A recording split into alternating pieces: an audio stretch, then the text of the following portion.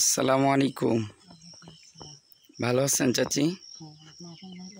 জি আলহামদুলিল্লাহ। দিনকাল কেমন চলছে আপনার?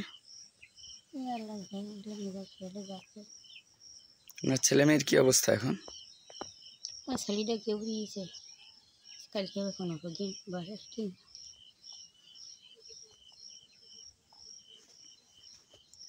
কোথায় গেছে কোনো খোঁজ নেই?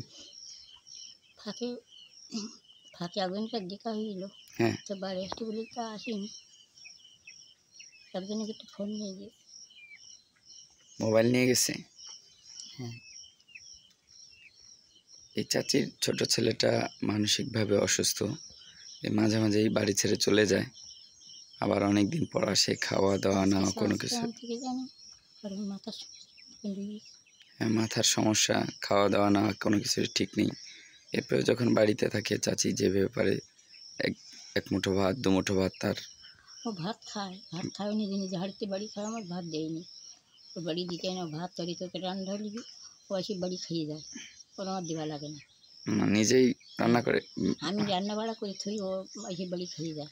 তো এই 14 দিন বাড়িতে চলে গেছে, আর বাড়ি আর আসেন 14 দিন ধরে বাড়িতে নেই। না। ওর একটা ফোন নিয়ে গেছে, ফোনটা নিয়ে গেউরি ছেড়ে না।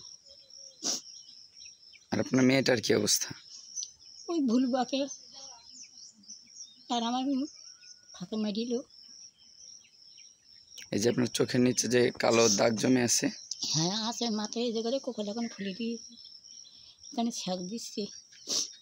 কি আপনার মেয়ে মারছে? হ্যাঁ, মানে কি ওই কাঠের ছেলে তুলিলে মারবে বলতে আমি কাঠ থেকে এলাম, ঠেকালে কাঠ লেগেছিল কিনা এরকম বড় ছেলে তুলিলে মারবে তাই না, আপনার মেয়েটা ওই যে যখন অসুস্থ বেশি হয়ে যায় তখন ঠিক থাকে না, না। ঠিক বাইরে বেরিয়ে শুরু করে। ঘরের ভেতরে রাত 11:30টার সময়। রাত 11:30টার সময়? কয়দিন আগের ঘটনা এটা? 8-9 দিন হয়ে গেছে। শোভা হইল সন্ধ্যে ওই দিকে সেই দিন হইল। এখনো আপনার ওই সেই ব্যথা সারে নাই? বেতা সারিয়ে গেছে, ওষুধ একটু খাইলাম, ফেরটার টাকা দিল তাই যে খাইলাম। তা আপনার মেয়ের চিকিৎসার জন্য কিছু করা যায় না? আর ওরও ওষুধ এনে খাবাই আমি, ওই টাকা দেয় এনে খাবাইলাম। ওষুধ এনে খাওয়ান? চিকিৎসা নেন? কোন ডাক্তারকে দেখান? ওই সাতক্ষীরায় ধীরাজমোহন। ধীরেন মোহন? হ্যাঁ সাতক্ষীরার বড় ডাক্তার, ওইখানে নিয়ে যান। হ্যাঁ। তুই এখন আর পারি না, তো টাকা পয়সা নিয়ে ক বছরটা নিয়ে পারিনি। মানে সর্বশেষ ডাক্তার দেখিয়েছেন কয়েক বছর হয়ে গেছে? হয়ে যে 5-6 বছর হয়ে গেছে। 5-6 বছর হয়ে গেছে। ওষুধ খাওয়ান কি সে 5-6 বছর আগের প্রেসক্রিপশনে?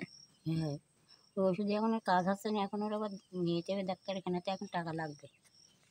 মানে এখন টাকা লাগবে, ওষুধের দাম লাগবে 2000-3000, আর ডাক্তারের ফি দিতে হবে 700 টাকা।